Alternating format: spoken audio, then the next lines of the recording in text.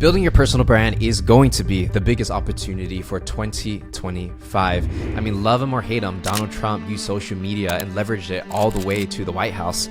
Look at what Elon's doing with SpaceX and Tesla and all his other companies. So without a doubt, you are missing a huge opportunity if you're not building your personal brand now. Now, after building my YouTube channel over the last 5 years to over 250,000 subscribers, I've realized most people actually cannot build a personal brand, not because they're not smart enough or they don't lack the talent. It's because they don't know what to do. They're overwhelmed with posting on every single platform and they try all these complicated systems and just don't get any clients or any results. So in this video, I'm going to keep it simple and break down a powerful new method to build a personal brand for 2025, even if you're starting from scratch, even if you have 0 followers, and stick with me to the end because I'm going to show you how to monetize your audience and turn those viewers into paying customers. First thing we got to cover is why even build a personal brand, right? Why should you invest into content to build up your name? The reality is in 2025, skepticism is going to be at an all-time high. So when you're doing cold email, outbound, reaching out to people, you know, it's just like so many people have done it to this point and it's so spammy and just it's not really a good look that it's really hard to get responses, right? So if you did cold emailing in the past, it's just not as effective now. So what's going to happen is that even if you do any type of outbound, they're going to check you out on YouTube. They're going to check your LinkedIn. They're going to check anything that you have just to see if you have a social presence. So imagine this. You send out a cold email. You're trying to, sell social media marketing agencies, or maybe you got an AI agency and they look you up on YouTube. They look you up on LinkedIn. You have nothing. Do you think that person's going to respond? Probably not. If somebody cold emailed you and you couldn't find a single bit of information about them online, would you respond to them, or would you think that they don't even know what they're talking about?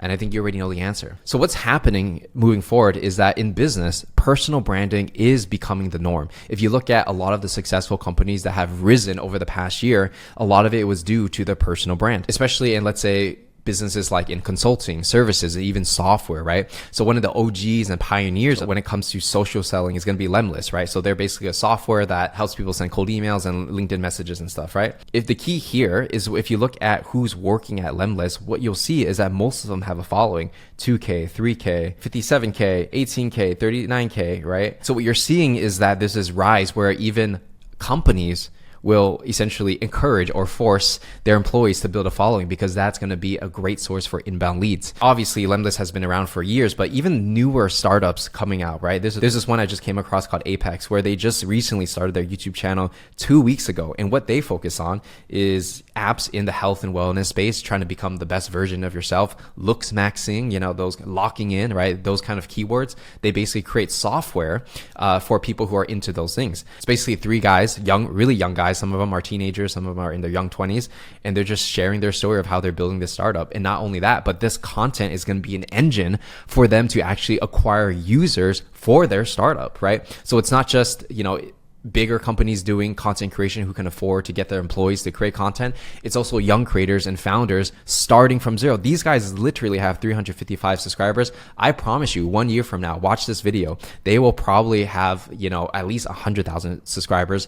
And those subscribers are going to be dedicated and loyal to trying any app or product or anything that they put out. And the crazy part of all of this is that it's more than easier than ever for a business or even an individual person selling some type of service to create content. The algorithms on YouTube and LinkedIn and Instagram, any platform nowadays, it's so good. If you make the same type of content every single day about how to help people lose weight, how to generate leads on LinkedIn, the platforms will push your content to the right people. That's how good it is compared to, let's say, 5 years ago. It was very hard. That's when I started YouTube, right? The landscape has completely changed, and it's more than easier for the average regular creator to actually build a following. Even if you're an employee at a company, it's even possible to build a following because now being a creator has become the norm. So now that we understand the power of a personal brand, why is it that most people fail when it comes to creating a personal brand? The first reason is actually because they create content selfishly. When I actually started many years ago creating my first pieces of content, I actually tried to become a travel vlogger.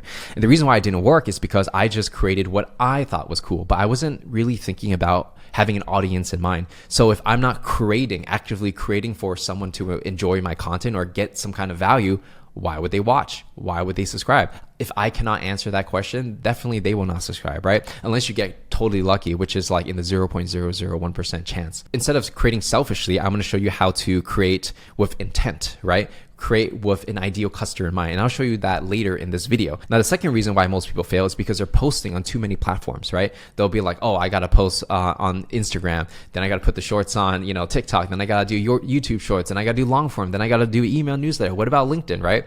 So when you post on all these platforms, you get overwhelmed. There's just way too many. And even if you're posting the same short, let's say you take a YouTube short and you put it on Instagram and TikTok, it doesn't necessarily always work because you have to adapt every piece of content natively to that platform. So instead of, posting everywhere, why not focus on one? I'll talk about more about that in this video.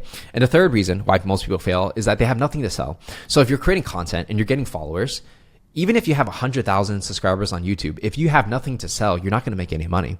So when you're creating content without making money, it's just not fun. You're basically grinding every single day, putting so much effort into these videos, but where does it go? If your bank account's not going up because of your efforts, you're basically going to burn out. And so it's really just basic. When you start creating content, you should already have some kind of offer or a product or service in mind that you want to sell in the future, or you can actively sell to your small following. And you'd be surprised in certain niche categories. Let's say you teach people how to generate leads on LinkedIn, or you teach people how to be a high ticket closer, closing on the phone. Even if you have just 500 subscribers, you can make a living off of that, assuming that you know what you're talking about, right? That's still 500 people in a room listening to you, okay? So don't get me wrong. And so that's the new wave of creating content on YouTube and any other platform. You don't need that many eyeballs on you. You just need high quality people and get on the phone with them. And I'll talk about how you can actually monetize them in a second. So now we're going to dive into, okay, you understand the pitfalls of building a personal brand. Let's just dive into how do you actually do this? And the first question you have to ask yourself is, who do you want to serve? And that's where we're going to start. The first step of creating content is getting crystal clear clarity on who is it that you're making content for. The main thing here is you need to understand what are their dreams, what do they want in their life, what are their aspirations. And not only that, but you need to contrast that with where they're currently at. What problems do they have, right? And then all you're really doing is connecting the dots of where someone's at and where they want to go. And your vehicle, meaning whatever service you provide, basically gets them from point A to point B. I'll give you an example, right? So let's say you're really good at editing and you're really good at editing shorts that go mega viral, right? So what's the dream scenario? Your dream client is most likely going to be some kind of creator who doesn't know how to do short form content, right? Maybe they do long form, but they don't know how to cut it up and turn it into shorts and go viral. So their painful situation is that, hey, I'm pretty good at long form. I want to get into short form. I want to make more money, but I just can't figure it out on my own. The dream scenario is I want someone to do all the work and just make me go viral so I can get all that traffic, bring them to my website and make more money, right? That's the dream. So what is that gap between where they are and where they want to go? It could be your editing services helping them go mega viral by cutting up their long form and turning it into shorts. And that is an offer in itself that people are willing to pay money for. Why is it that they'll pay money? It's because number one, they can't figure it out by themselves. So they're willing to spend the money to save the time. And number two, maybe they just don't want to spend the time at all. And they just want to pay for someone to do it for them, right? And in fact, depending on the price of your services, if that person is making significantly more money from the short and they're bringing that revenue back into the business, whatever they pay you is actually free. Because your cost should be cheaper than the money, the extra money that they bring in. So whatever service you're providing, especially if it's something that helps somebody make money in some way, right? And there's many different services that do that. You want to always be perceived as free to the business because they wouldn't be making that revenue without you anyways, right? So when I do a lot of consulting and helping people generate more sales, a lot of times I'll charge a percentage of revenue because I know that with me, they're going to generate so much more money, and they understand without me, they're not going to be able to do that. So if I charge a percentage of revenue, technically I'm going to be free, right? Because that's money they wouldn't have had. So you need to think about for yourself, how can you do that, right? So now you have the clarity on who you're serving and kind of how you're going to be helping, right? The next step is actually to create an offer. If you notice, we're not actually at the content creation stage because the whole point of this is to have the setup in order for you to make money on day one, right? You don't have to wait a whole year before you monetize, okay? And this is how you do it. The first thing is you create an offer. So what is an offer? An offer, it goes beyond just selling a skill. Because let's say in the video editing example, if you're selling a skill, it may be perceived as a commodity, meaning that they're going to look at everybody else in the market and they're going to compare you by price. You're this price, this guy's this price, I'm going to go for the cheapest one. So that is not a true offer. A true offer is basically a different way to sell your skills and services where you package it very differently to increase your perceived value. Okay. And typically, if you're selling something online, right, I would personally recommend charging $2,000 to $5,000 or higher if you can, depending on the value you're providing, right? And depending on who you're selling it to and how many clients you think you can get per month. The reason why I recommend 2 to 5K, especially for people starting out selling something high ticket, right? So that would be like a coaching, a consulting, maybe a course that comes with coaching. Maybe it's like a copywriting services, sales services, right? 2 to 5K. So when you're creating content, you cannot expect to go mega viral, right? There are certain creators that are really good at that. They're capturing attention. But right now, what I see the meta is going very niche and targeting a small subset of the market where you can be seen as the industry leader, right? It doesn't matter if you actually are. You have to just be perceived that way because not a lot of people are creating content right now in the B2B space. Once you're perceived as that, go-to leader, you can command higher prices like 2 to 5K. Now, why would somebody pay you 2 to 5K? Well, the first thing you have to do is this. You think about how much money you want to make per client. So let's say you say it's 3K, right? Now you have to come up with different things you can offer the person where they're going to think, wow, that's worth $3,000, right? So for my coaching, for example, it's thousands of dollars, right, per client. And so how did I arrive at that number? I actually just reverse engineered what I wanted the lifetime value of each customer, and then basically just keep pitching an offer until people started saying yes. So you constantly have to test this. So ask yourself, whatever skill you have, how can you package it in a way where people are perceiving the value in the thousands of dollars per month, right?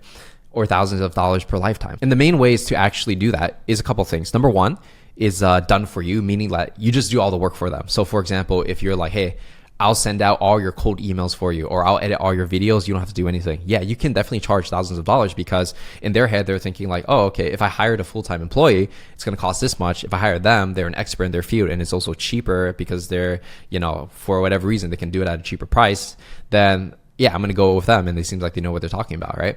So doing the service or the work for somebody, selling a specific skill is probably the best bet for majority of people, right? Now, the second way to do it is through coaching, right? So like, for example, if you're selling, helping people quit addiction, or you're selling helping somebody get a girlfriend, or how to become more productive, right? You can't really do the work for them and get a girlfriend for somebody, right? You can't like be productive for them because they have to do the work. So the only logical thing is to coach them, teach them how to do something, whether it's like, basically it's through coaching calls essentially, right? That's one of the most value. And people will pay for that proximity. For a lot of times when I sell coaching, people will pay just to talk to me on the phone because they understand that maybe if I look in their business and I change a couple things, it may significantly make a big impact on their income, right? And so that's worth that 1 hour call because it can change everything. So that insight is basically what you're selling. You're working with your brain, not necessarily with your hands, and people will pay for that. And how you get them to pay is become an authority in your space, obviously, right? If you make videos, you know what you're talking about. You talk to them on the phone and you tell them the deal.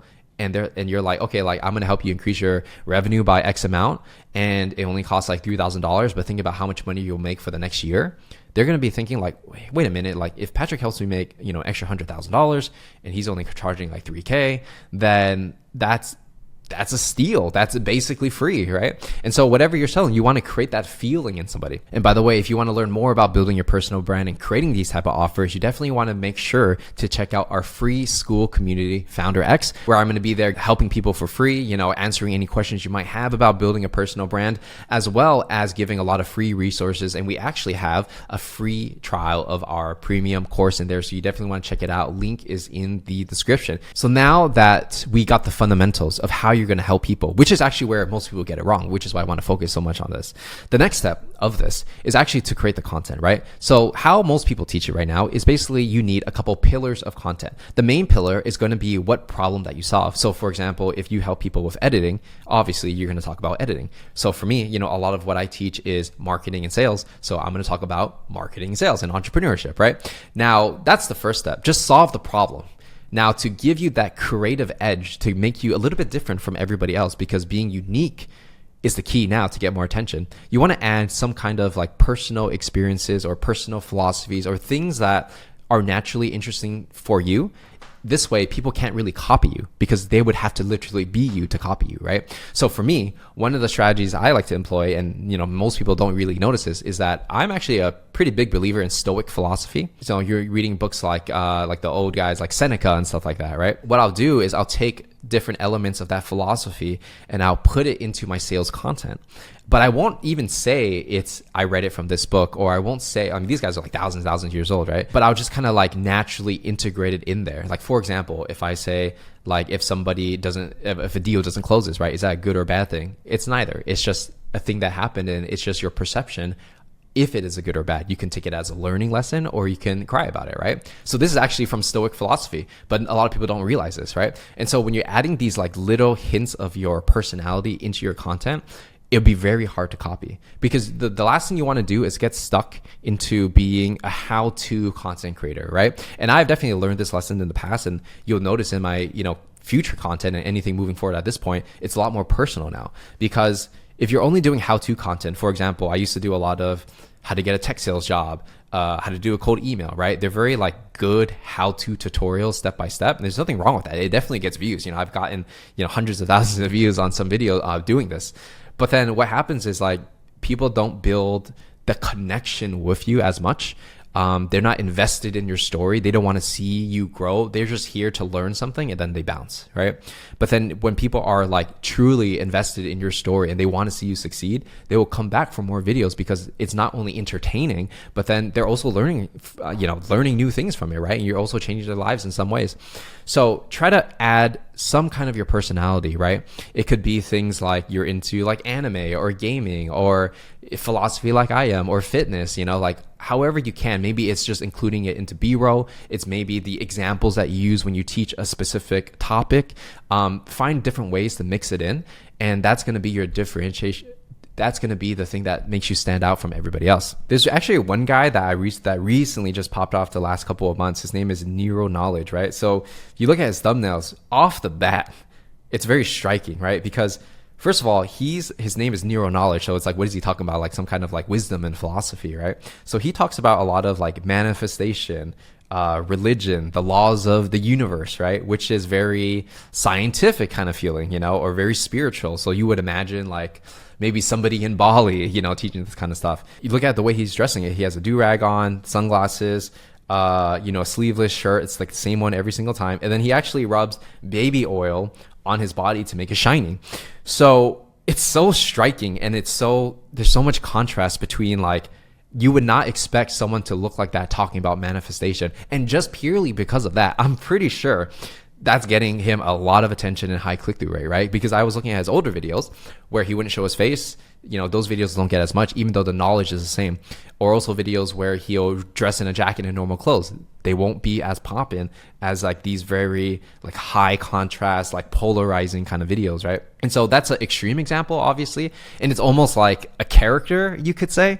But you cannot deny it works, right? He's definitely making money from this, right? Because that attention, when people come in, they need to click. Once they click and they watch the video and it's actually good, then they go to his website and buy something. But if you don't get the click, you're not going to get the view, right? And so you need to think about that, and also have your own balance of ethics of, do you want to play a character online, or do you want to be yourself? Right? Some people are more their self, and that can go pretty far too. So it just depends on you. So next step is we're going to talk about what platforms you should be creating on. Now, here's the thing. The problem most people have is that they're creating too much pieces of content on too many different platforms. And I've tried this myself, and it's exhausting because you're not getting really good at one specific format, and you lose your competitive advantage, right? Unless you have a team of specialists and each person specialized in every platform, I wouldn't recommend it, to be honest. I've been doing this for 5 years. I still would not recommend it, right? Like for me personally, what really popped off is that it was long form. Long form was the thing that I was really good at. I can speak for a long time without any script, as I'm doing almost like right now. And, people would stay engaged. They would watch for a long time, and that allowed me to stand out, right? So if I were to, let's say, focus my attention on trying to do shorts, then trying to be really, really good at writing and copywriting, I could do all of it. Don't get me wrong. But then I would rather be really good at one thing and just win in that category for that specific format, right? So for example, if everyone's doing long form in your niche, then if you did short form and you did it in a very unique way, you would probably blow up. Now, if everyone's doing short form and you just went long form, 30 minutes to 1 hour, like just spit in game, you would probably blow up as well, because you have to look at the supply and demand of your niche.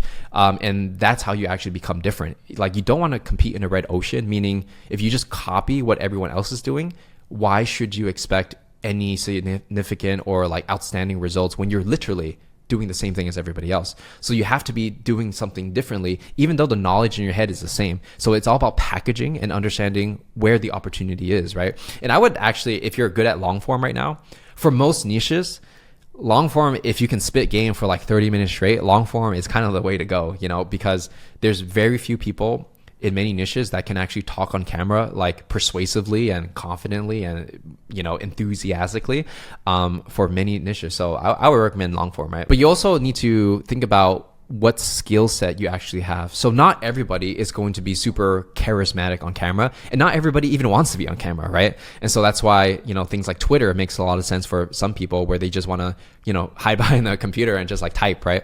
Instead of like being on camera and being very vocal. Other people, they hate typing, they hate writing. They just want to just like turn on the camera and start freestyling, and people just love what they have to say. So you have to really think, where is your strategic advantage and how does that relate to your niche?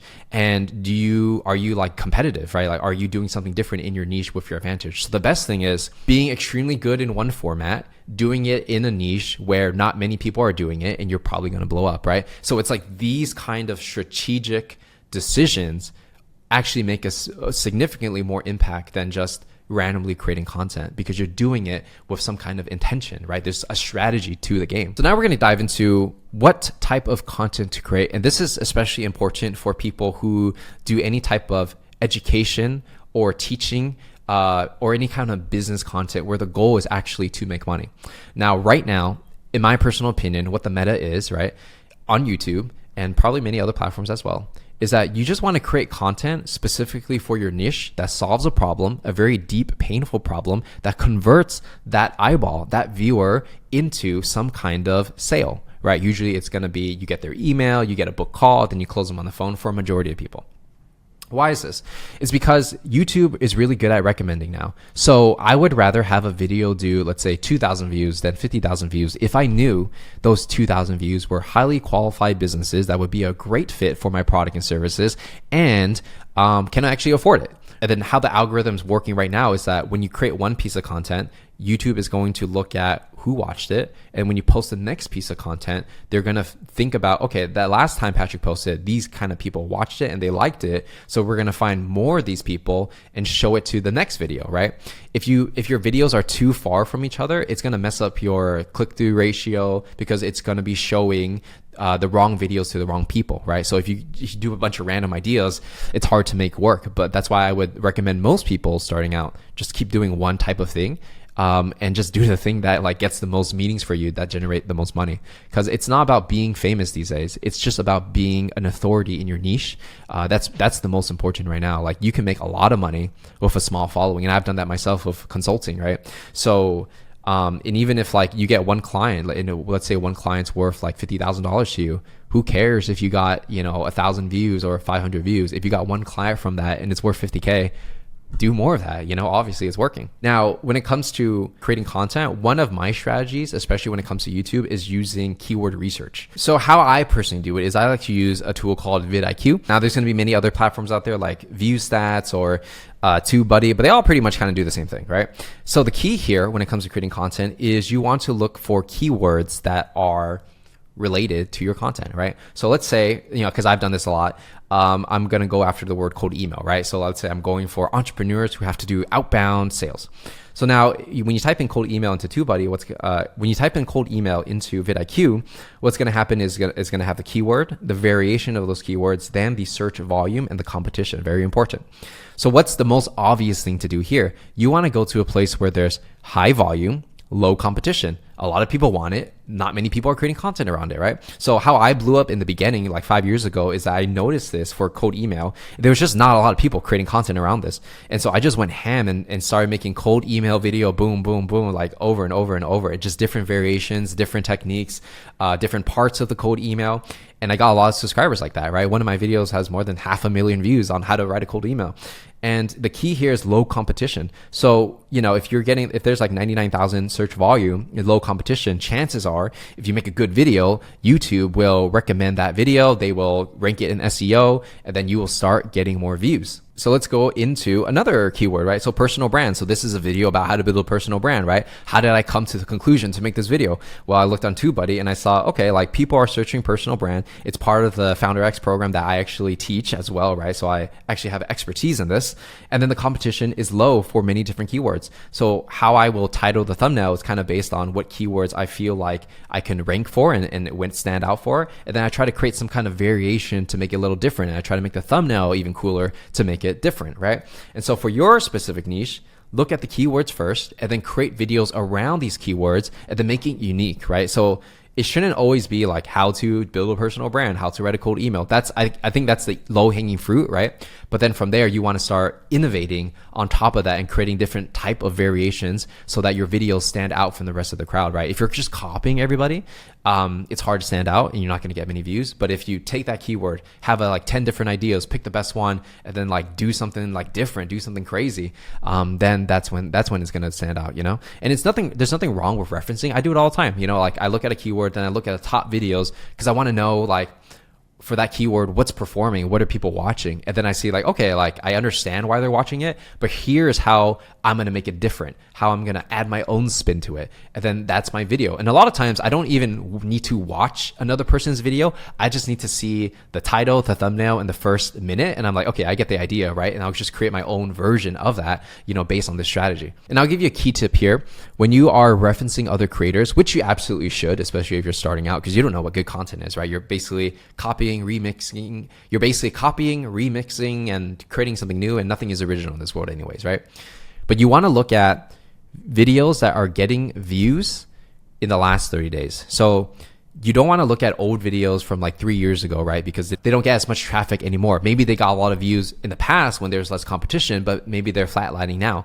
So you want to look at, okay, like what are videos getting views like in the last 30 days to show that there's actually an interest for whatever you're teaching now. Because if you're creating a piece of content that is just like nobody cares about anymore, but you got tricked and you're like, oh, like it got a lot of views in the past, it doesn't work.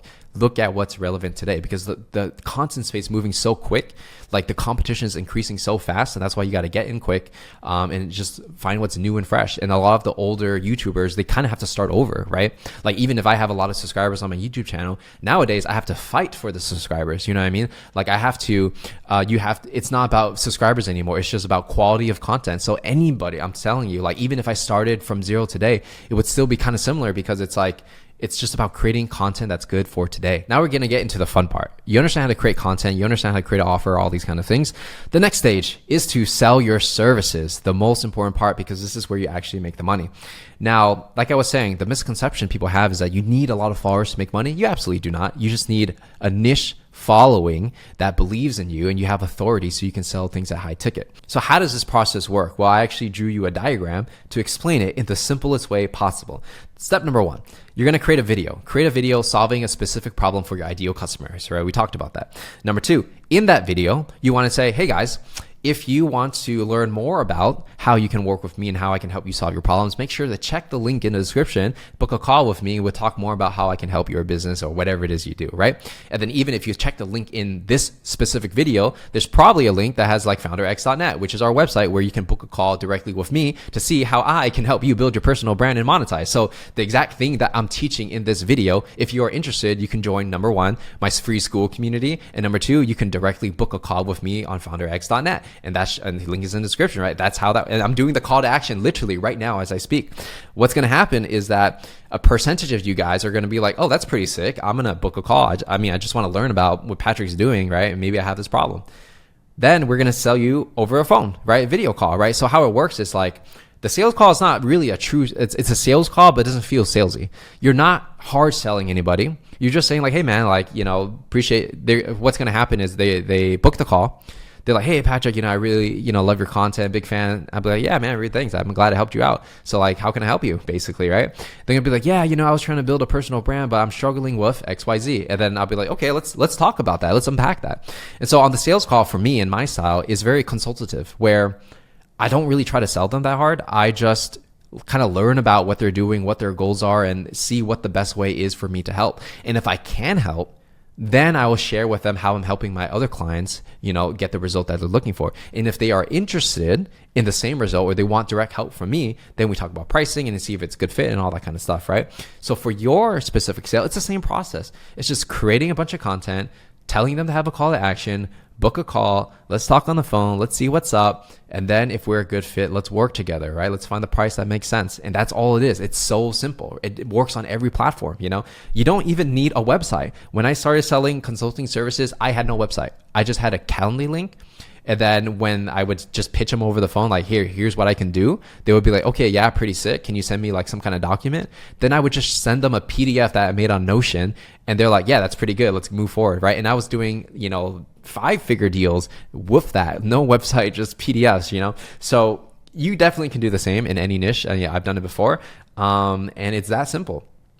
And so what's going to happen on the next stage is that obviously if you sell somebody, you got to do the work. Whatever you promise them, do the work, right? So you do the work, and then in your videos, what you can now do is you just talk about the work you did for the client, the results you got them, and then that's going to be your new content. So it's like this cycle of like infinite content, because you can just say like, here's how I helped somebody generate 5 meetings in the last week with content creation or whatever, right? And then you just go through your process. And then chances are you're going to attract the right people who also have the same problem. And they're going to be like, hey, I want those meetings too. I want to create content. How do we work together, right? And this is the cycle. This is the basic principle of how to be a content. It's more like a content entrepreneur or a creator founder, or there's so many ways to like slice and dice the naming, but all it is this: you're a founder that creates content. The goal of the content is to generate leads. The goal of the lead is to generate income, and the money is used to reinvest into your business to create better content so that you can do the process again and scale out the business. Because eventually it won't be just you making the content, you have a team. And for me, I have a team. There's people standing right behind this camera, helping me with this content. There's people setting up the lights and everything, right? There's people like doing the thumbnails. So once you get more advanced, you can have a team that can do that kind of stuff. You can have a team fulfill the actual work, but in the beginning, just do it yourself. And then once you get the hang of it, start replacing yourself at every stage of this, right? Now I'm going to give you one more hack that you absolutely need to know. It's going to like significantly increase your revenue.